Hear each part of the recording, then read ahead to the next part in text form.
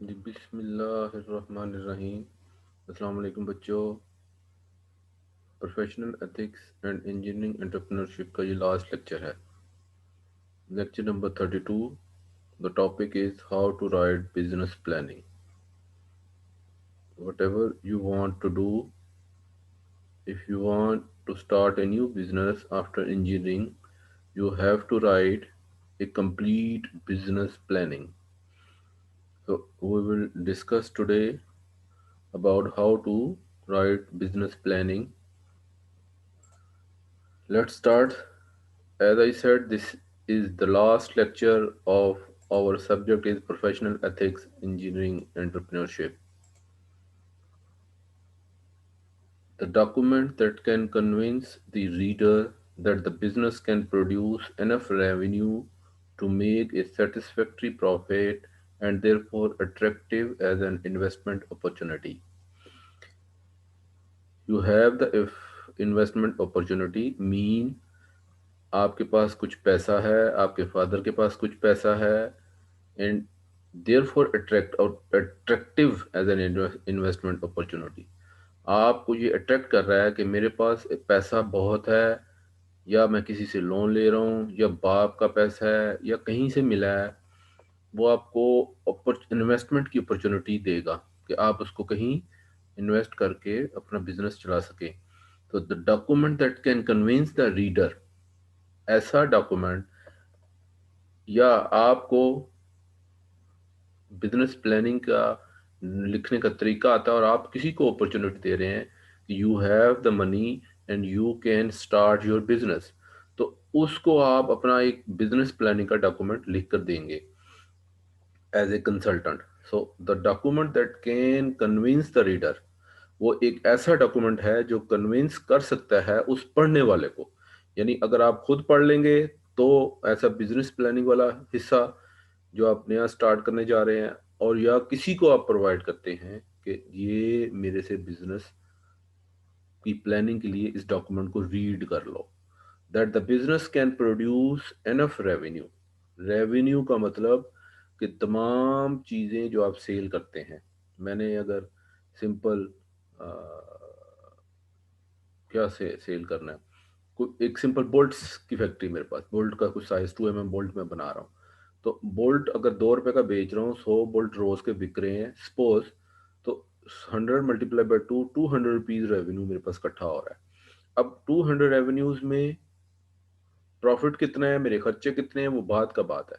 Revenue का मतलब जितनी भी चीजें आपने बनाई और वो सब की सब सेल हो जाएं।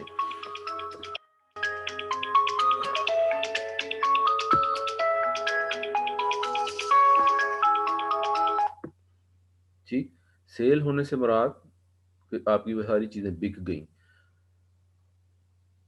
The business can produce enough revenue, तो ऐसा डॉक्यूमेंट तैयार करें जिसको रीड करने के बाद आप अपना या किसी के लिए ज्यादा से ज्यादा रेवेन्यू इकट्ठा करने के तरीकेकार का जिक्र किया गया हो उसमें, and to make satisfactory profit and then there for attractive as an investment. ठीक, और वो जो रेवेन्यू आए उससे आपको एक सेटिस्फैक्ट्री प्रॉफिट मिले। यानी ये ना हो कि 200 रुपये रेवेन्यू आया, बाद में पता चले खर्चे ही 210 रुपये थे, तो फिर प्रॉफिट तो ना हुआ। तो इतना रेवेन्यू, यानी आप रेवेन्यू इकट्ठा करें कि उससे तमाम एक्सपेंस निकालने के बाद आपके पास कुछ रकम बचे, वो प्रॉफिट की शक्ल में हो। तो the how to write the business planning, business planning के लिए आपको सबसे पहले ये लोगों को कन्विंस करना है या खुद को कन्विंस करना है कि मैं जो भी बिजनेस प्लानिंग लिखने जा रहा हूँ उससे लोगों को अच्छा रेवेन्यू मिलेगा और उस रेवेन्यू से एक सेटिस्फैक्ट्री प्रॉफिट हासिल होगा। What is a business plan? Business plan किसी के लिए करें आप एज ए इंजीनियर या खुद के लिए करें, सबसे पहले you should explain the goal of your business. Define goals, determine objective to reach the goals, और उसके बाद अपने ऑब्जेक्टिव्स बनाएं कि जी हमने उस गोल्स को कैसे अचीव करना है। Assess resources and make decision, कौन कौन से रिसोर्सेज लेंगे, कैसी मशीनरी लेंगे, किस जगह प्लांट लगाएंगे, किन किन स्किल्स के लोगों को आप हायर करेंगे। उसके बाद फिर उसको रिसोर्सेज एसेस करने के बाद आप उसमें देख लें जो आपके मुताबिक डिसीजन हो, उसको डिसीजन करें। Create a contingency plan for managing changes, एक ऐसा प्लान क्रिएट करें जिससे आपको इजीली चीज़ें मैनेज हो सके। ऐसा रिसोर्सेज यूज़ करें एक्सपेंसिवली कि आपके पास पैसा ही ना हो, फिर आप वो चीज़ें कैसे मैनेज करेंगे। तो अपनी पॉकेट को देखते हुए आप तमाम मेजर और माइनर एलोकेशंस रिसोर्सेज को देखते हुए अपने तमाम फैसले करें। Rationally assess operational feasibility and financial viability. As I said कि जितने भी आपके ऑपरेशंस हैं, जो जो से प्रोसेस आपकी इंडस्ट्री के अंदर होने हैं, जो भी आप काम करना चाहते हैं, जैसे मैं कहूँ जी मैं घर बैठा हूँ तो मैं एक ऑनलाइन बिजनेस शुरू करना चाहता हूँ, तो मेरा क्या ऑपरेशन होगा, मैं कैसे मार्केटिंग करूँगा, मैं लोगों को कैसी चीज़ें पहुँचाऊँगा जो डिमांड करेगा, लोगों को क्या फिजिबिलिटी तो बना के दूंगा कि जी मेरी इस चीज़ की क्या प्राइस है, कौन मेरे पैसे को इकट्ठा करेगा, किस कंपनी के थ्रू, कोरियर के थ्रू मैं चीज़ें बेचूंगा। ये सारी की सारी ऑपरेशनल एंड फिजिबिलिटी बनाएं और फाइनेंशियली वायबिलिटी हो। यानी आप एक ऐसी कोरियर कंपनी को हायर ना कर लें कि जिसका डिलीवरी चार्जेस बहुत ज़्यादा हो और कस्टमर उस आपकी प्रोडक्ट खरीदना ही ना पसंद करे। आपके ऑनलाइन बिजनेस तो लोग कहते हैं बहुत आसान है, बट बाद में पता चले कि वो कोरियर के बहुत ज़्यादा चार्जेस हैं। तो आप एक ऐसी feasibility financial as a engineer बनाएं जो दूसरों के लिए फिजिबल हो, फाइनेंशियली वायबल हो और तमाम ऑपरेशन को देखते हुए लिखना पड़ेगा। What ever the business plan, right. तो किसी के लिए भी आप बिजनेस प्लान आप उससे तरह तरह के सवाल कर सकते हैं। अब मिशन है, इसमें विजन है, गोल है, मेजर बिजनेस ऑब्जेक्टिव्स हैं, स्ट्रेटजीज हैं, टैक्टिक्स हैं, प्रोजेक्ट्स हैं, टास्क हैं। ये सारा बिजनेस प्लान का पार्ट होता है। हम इसमें कुछ स्पेसिफिक बिजनेस नहीं जिक्र कर रहे, जस्ट एक प्लान को किस तरह बनाया जाता है वो आपको डिस्कस किया जा रहा है। Reason for writing a plan, हम प्लान क्यों लिखें, क्या उसकी reason? To serve as a guide you will follow throughout the life of your business. आप सर्व करना चाहते हैं, लोगों को गाइड करना चाहते हैं कि वो इन चीज़ों को फॉलो करें through out the life in और अपने बिजनेस के लिए। All leaders and investors require a business plan, क्योंकि जितने भी बिजनेस मैन हैं जो फ्यूचर में बिजनेस स्टार्ट करने जा रहे हैं उन सबको इन्वेस्टर्स की ज़रूरत है, लेंडर्स की ज़रूरत है। यानी इन्वेस्टर का मतलब है या तो आप लोन लेके काम करेंगे और अपना बिजनेस चलाएंगे, और या फिर आप किसी इन्वेस्टर को कहेंगे मेरे साथ पार्टनरशिप कर लो। देखिए मेरे पास अगर पैसा है और मैं बिजनेस स्टार्ट करना चाहता हूँ, तो इसका मतलब ये है कि मैं खुद से लोन ले रहा हूँ। मैं खुद से लोन ले रहा हूँ और 3 साल बाद उसको वापस करूंगा। तो जो भी बंदा बिजनेस स्टार्ट करता है, ही नोज कि where should I get the money. I will get the money from my side और फ्रॉम माई फादर और फ्रॉम बैंक और from as a partnership. It it is a decisionable from your side. You will take decision कि you will take the money from this side और this side।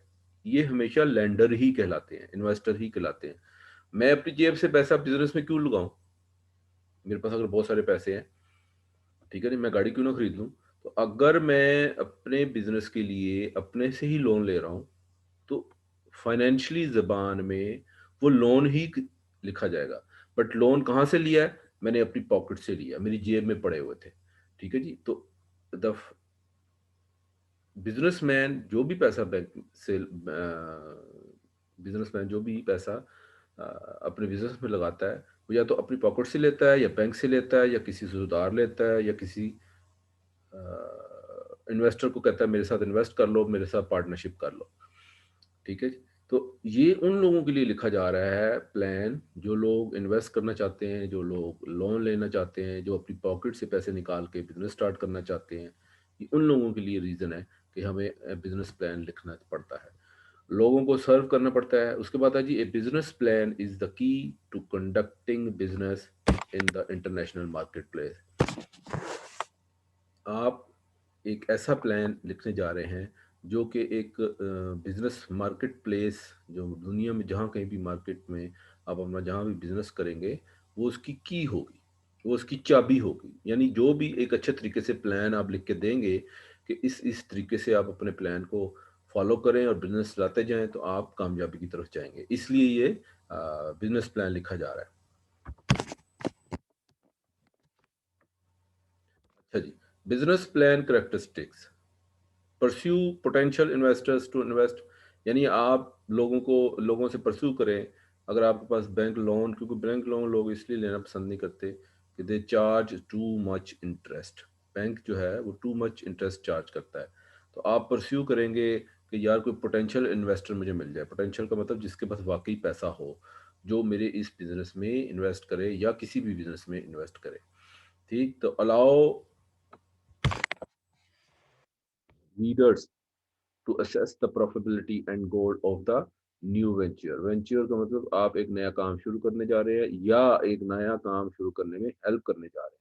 तो तमाम readers जो भी इस business plan को read करेगा, वो ये जान ले कि उसका प्रॉफिट कैसे हासिल होना है और उसके क्या उस नए बिजनेस के गोल्स हैं।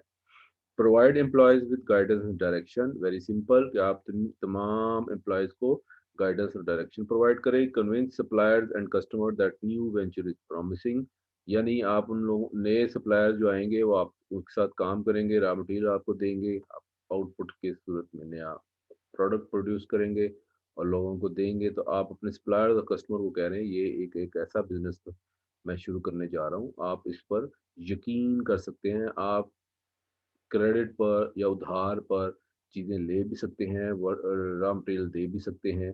ये प्रॉमिसिंग होता है, यानी वादा किया जाता है कि ये एक वाकई बिजनेस है अगर आपसे रॉ मटेरियल उधार में लिया जा रहा है।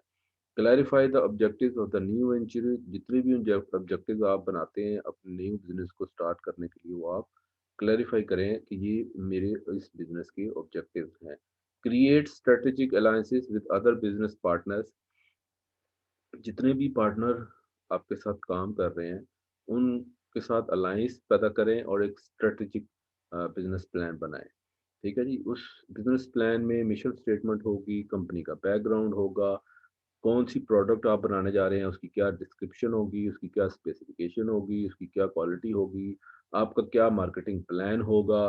कंपिटेटर एनालिसिस, आपने दूसरे मार्केट में जो आप काम कर रहे हैं, दूसरे मार्केट में लोग वही काम कर रहे हैं, उनको एनालिसिस का क्या रिपोर्ट आई है, स्वॉट एनालिसिस कैसे होगा, क्या क्या आपके ऑपरेशंस होंगे, फाइनेंशियल की प्लानिंग कौन करेगा, टाइमलाइन किस तरह डिसाइड की जाएगी, ये काम मुकम्मल होगा। और फिर आखिर में आप एग्जेक्टिव एक समरी लिखते हैं इस पूरे बिजनेस प्लान की, जिसमें ये ज़ाहिर किया जाता है each and everything. The planning process, cover sheet, table of contents, executive summary, organizational plan, marketing plan, financial documents, supporting documents.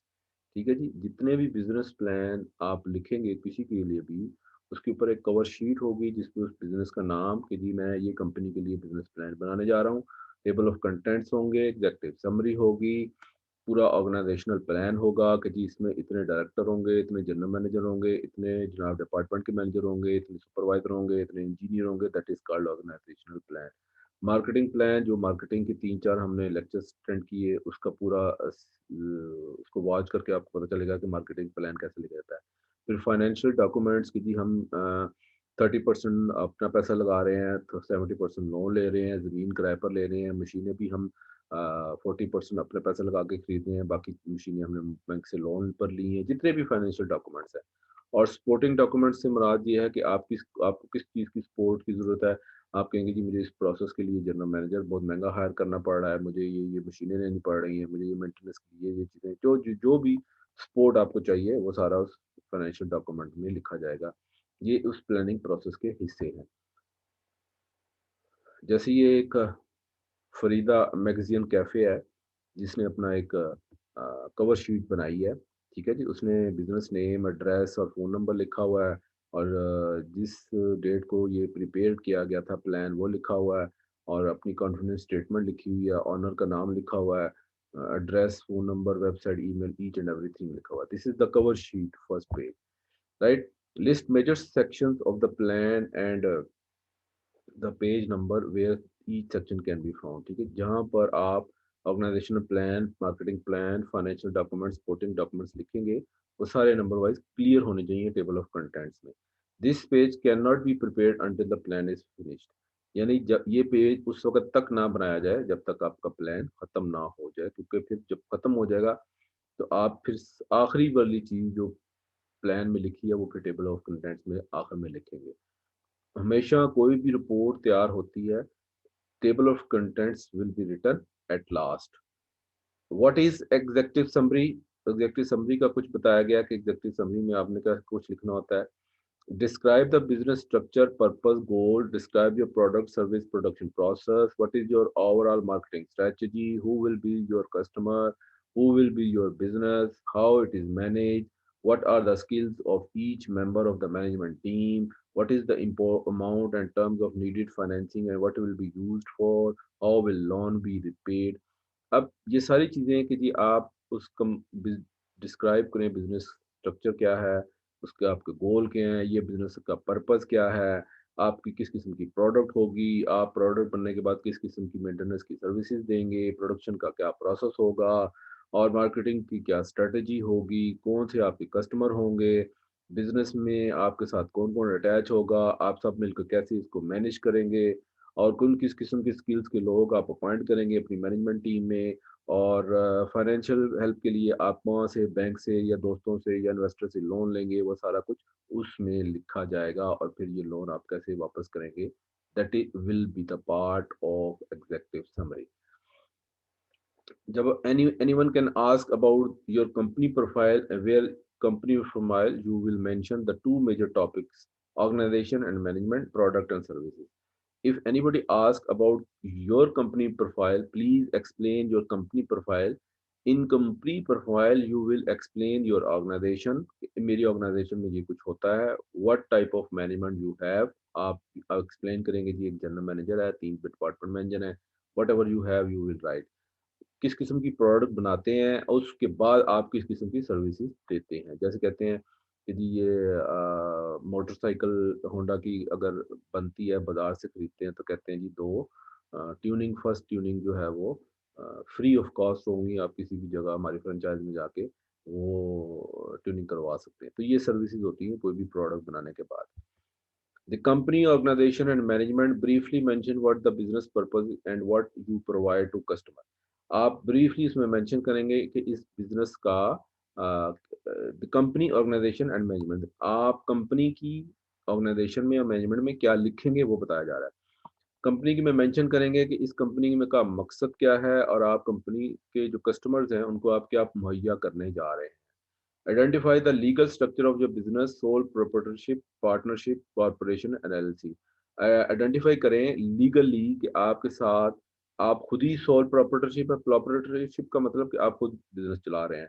Partnership का मतलब आपके साथ 2-3 बंदे अटैच हैं जो पार्टनरशिप कर रहे हैं। कॉर्पोरेशन है यानी 8 से 10 से ज्यादा बंदे हैं जो आपके पास सारे मिलके आपस में एक कॉर्पोरेशन चला रहे हैं। एलएलसी से मुराद ये है कि प्राइवेट कंपनी है या पब्लिक कंपनी है, यानी लोन आप लेते हैं, और जिस तरह फौजी फर्टिलाइजर है, ये किसी एक बंदे की मलकियत नहीं है, इसमें हजारों लोग इन्वॉल्व हैं, इन लोगों ने शेयर लिए हुए हैं, उसको हम कहते हैं कि जी जिनके शेयर जितने परसेंट हैं उसको उस हिसाब से प्रॉफिट मिलेगा, उसको हम कहते हैं एलएलसी। ऑर्गेनाइजेशनल मैनेजमेंट में आप फिर अपना डिस्क्राइब भी करते हैं ओन एक्सपीरियंस, जो आपका अपना एक्सपीरियंस है, स्किल्स कौन-कौन सी हैं, आपकी क्वालिफ़िकेशन क्या है, कि किसने ये लिखा है सारा प्रोफ़ाइल कंपनी का, ठीक है जी? जिसमें आप कंपनी की ऑर्गेनाइज़ेशनल मैनेजमेंट के बारे में बता रहे हैं। And education that will ensure the success of the business, और आप बताएँगे हम इतने तालीम याफ़्ता लोग अपनी ऑर्गेनाइज़ेशन में, अपनी मैनेजमेंट टीम में रखे हुए हैं, जो इंशाल्लाह कामयाबी की तरफ लेके जाएँगे। पर्सनल मैनेजमेंट कौन से हैं, बुक कीपिंग कौन है, इन्वेंटरी कौन करेगा, कस्टमर की सर्विस कौन देगा, एडवर्टाइजिंग कौन देखेगा, वर्क हिस्ट्री कौन देखेगा, प्रोफेशनल मेंबरशिप कौन है। प्रोफेशनल मेंबरशिप से मुराद आपके कितने प्रोफेशनल डिपार्टमेंट मैनेजर हैं, इंजीनियर्स हैं, जनरल मैनेजर कौन है, इस काम की वर्क हिस्ट्री जो भी फाइलें, आखिर प्रोडक्ट जब जा रहे हैं, जाते रहेंगे, जाते रहे, 1 साल के अंदर जितने प्रोडक्ट आपने सेल किए, उसका पूरा डाटा कौन सेव करके रखेगा, आने वाले दिनों के लिए एडवर्टाइज़ कौन करेगा, आने वाले कस्टमर्स को कौन देखेगा, उनको सर्विसेज कौन देगा, जितनी भी आप प्रोडक्ट बना रहे हैं उसकी इन्वेंट्री को कौन देखेगा, बुक कीपिंग यानी कंप्यूटर में नोट करना है या मैनुअल नोट करना है, चीज़ें कितनी बन रही हैं, कितनी रिजेक्ट हो रही हैं, कौन आ रहा है, कौन जा रहा है, किसकी हाज़िरी है, कितनी मशीनें ख़राब हुई, ये सारी बुक कीपिंग ही कहलाती है। पर्सनल मैनेजमेंट में आपके ह्यूमन रिसोर्स मैनेजमेंट एडमिनिस्ट्रेशन आ जाती है। Identify your team. How many employees are you needed? Organizational chart, method of compensation, how hours to be worked, required skills, job description, specialist, advisor. Company organization में और management में आप अपनी team को identify करेंगे कि मेरे पास इतने मुझे एम्प्लॉयज़ की ज़रूरत है, मेरा ये ऑर्गेनाइजेशनल चार्ट होगा। ऑर्गेनाइजेशनल चार्ट का मतलब जनरल मैनेजर और नीचे उसकी ट्री में जनाब 4 मैनेजर आ जाएँगे, उस 4 मैनेजर के नीचे सुपरवाइज़र या कोई फोरमैन वगैरह आ जाएँगे, ये ऑर्गेनाइजेशनल चार्ट कहलाता है। मेथड्स ऑफ कंपनसेशन कि जी जो लोग बहुत अच्छे हैं, स्किल्स अच्छी है, उनको आप कैसे कंपनसेट करेंगे, किस-किस को गाड़ियाँ देंगे, किसको मोबाइल देंगे, व्हाटएवर। आवर्स टू वर्क कितने घंटे काम करेंगे, क्या-क्या स्किल्स आपको इस काम के लिए चाहिए होंगी। जैसे मैंने अगर लेथ मशीन पर काम करना है, तो मुझे कोई जनरल मैनेजर थोड़ी चाहिए, लेथ मशीन पर काम करने के लिए मुझे लेथ मशीन ऑपरेटर चाहिए। तो इसी तरह उसकी जॉब डिस्क्रिप्शन बयान करेंगे, किस किस्म के स्पेशलिस्ट लोग आपको चाहिए, कौन-कौन से आपको एडवाइज़र चाहिए, ये सारा आप कंपनी ऑर्गेनाइजेशन मैनेजमेंट में लिखेंगे। The market, the two major items for this section of the business plan are industries and market plan.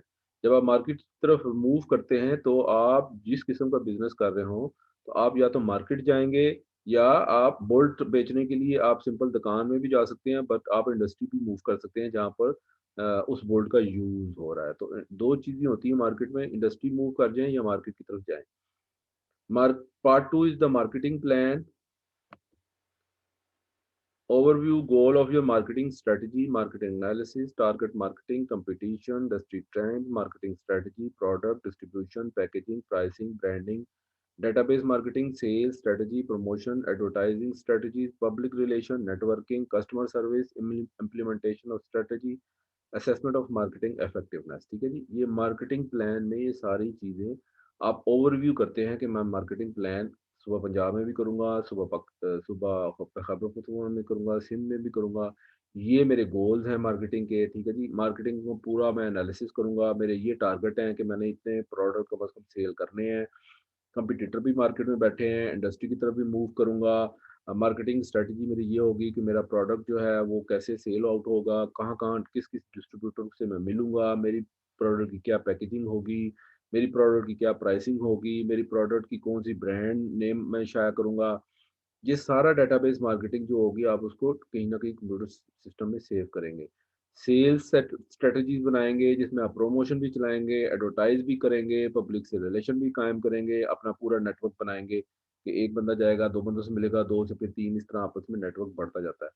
Customer को कैसी सर्विस देंगे, इम्प्लीमेंटेशन और स्ट्रैटेजी क्या होगी, किस तरह मैं स्ट्रैटेजी बना के इम्प्लीमेंट करूँगा, कस्टमर को किस-किस किस्म की सर्विसेज़ दूँगा, उनको डिलीवरी भी फ्री दूँगा, उनको पूरा ट्रैवलिंग चार्जेज़ भी प्रोवाइड करूँगा, उनको प्रोडक्ट की क्वालिटी के लिए 3 महीने भी दूँगा, रिप्लेसमेंट के किसी का प्रोडक्ट 3 महीने बाद या 6 महीने बाद या 8 महीने बाद रिप्लेस भी कर सकते हैं। जिस तरह आप गाड़ी की बैटरी या मोटरसाइकिल की बैटरी लेते हैं, तो उसके साथ जो कार्ड आपको मिलता है वो कस्टमर सर्विस होती है कि जी आप 4 महीने तक आप बैटरी अगर खराब हो जाए तो रिप्लेस करवा सकते हैं।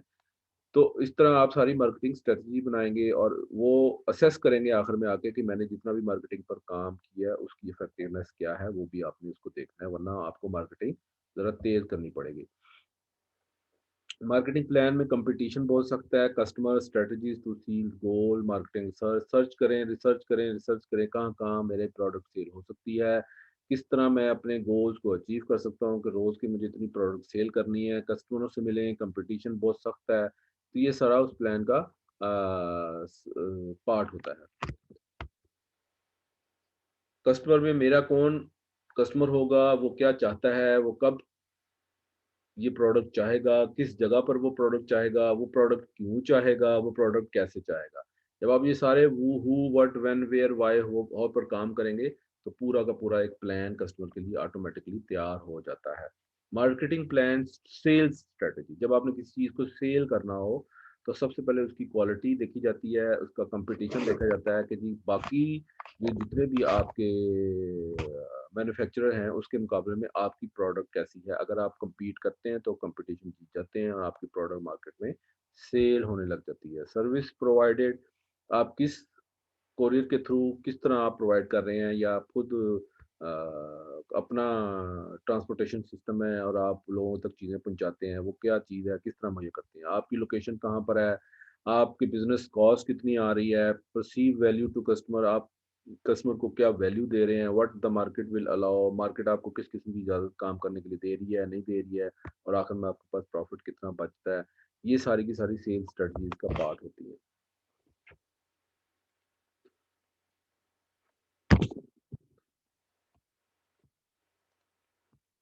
मार्केटिंग स्ट्रेटजी, सेल्स स्ट्रेटजी यानी आप जब सेल्स की मुतल्लिक़ बात करते हैं, तो फिर आप प्रमोशन भी चलाते हैं, एडवर्टाइज़िंग भी देते हैं अखबारों में, रेडियो में, टीवी में, येलो पेजेस के बिल बोर्ड्स का मतलब साइन बोर्ड्स लगे होते हैं, बड़े-बड़े फ्लेक्स बोर्ड लगे होते हैं।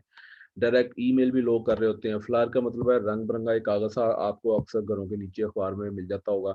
लोग इस तरह अपनी पब्लिसिटी करते हैं। पोस्टर्स लगाते हैं, बिज़नेस कार्ड्स के थ्रू, वेबसाइट्स के थ्रू, सारी की सारी सेल्स स्ट्रेटजी चल रही होती है। फेसबुक में आजकल बहुत ज़्यादा आपको नज़र आ रही होंगी कि जी कोई फ्रॉक बच्चों के बेच रहा है, कोई पर्स बेच रहा है, कोई टॉयज़ बेच रहा है। तो ये सारी की सारी सेल्स स्ट्रेटजीज़ हैं। सेल्स प्रमोशन सैंपल्स, कुछ लोग सैंपल दे के मुफ़्त दे देते हैं, कहते हैं, "जी देख लें सैंपल कैसा है, अच्छा है, यूज़ करें तो हम आपको बाकी ये पहला सैंपल फ्री है, बाकी हम आपको चार्ज करेंगे।" तो कुछ लोग रिड्यूस नई चीज़ सेल होती तो आप प्राइस भी रिड्यूस कर सकते हैं, कूपन भी बेच सकते हैं कि जी अब आप 4 शर्टें खरीदेंगे तो आपको इतने ₹200 का कूपन साथ मिलेगा। उससे आप आने वाले दिनों में मज़ीद रिड्यूस और डिस्काउंट हासिल कर सकते हैं।